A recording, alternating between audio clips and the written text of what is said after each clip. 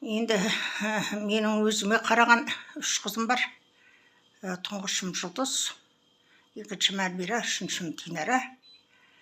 Немерелерден қыздардан Айханым, Нұрханым, Ханшайым, Бидана деген. Сол немерелерімді, қыздарымда мерекелерін құттықтайын. Осы қыздарымда әкесі қазақта сөз бар ғой, бастан ұшырмаған деген. Сол өмірлері мереке болып еді, папалар бар кезде өте қыз балаға сөз сөйлеуге болмайды. Тиіссең өзің тиіс, тұрсаң өзің істеп, өзің тиістейді маған. Тіпті садикке де апармай ақ қой, біреулер қол тиер ме екен, онан да өзің үйде соқтап мені күлдіретін.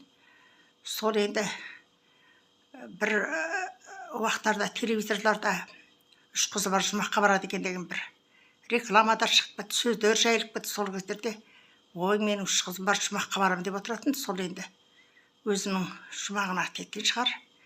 Марқұм жолдасым сол айтқандай, осы қыздарым мерекесі құтты болсын, өмірлері мереке болсын, азаматтар сыйласын. Енді 8 мартты тойлаймыз, тойламаймыз деп жатқандар да бар. Бәренбайдың күні, түкеннің күнінде болған еді. Басымызға орнығып қалған система деп айтуға болады екен шағынан. Сол жаңа жыл сияқты ғой енді әңгіме. Тойламай жатқандар өздері білсін. Тойлап жатқандарға не дейміз? Мерекелер құтты болсын дейміз. Әйтеуір адамның бір қуанып, бір демалатын күні болу керек қой. Бұл күн сондай күндерді.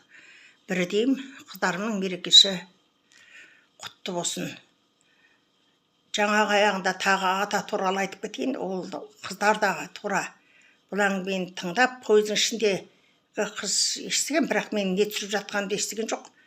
Кеше телефон алып, ол сол жанды 66-та балам бар деп отырды ғой. Сонымен де хабарластым.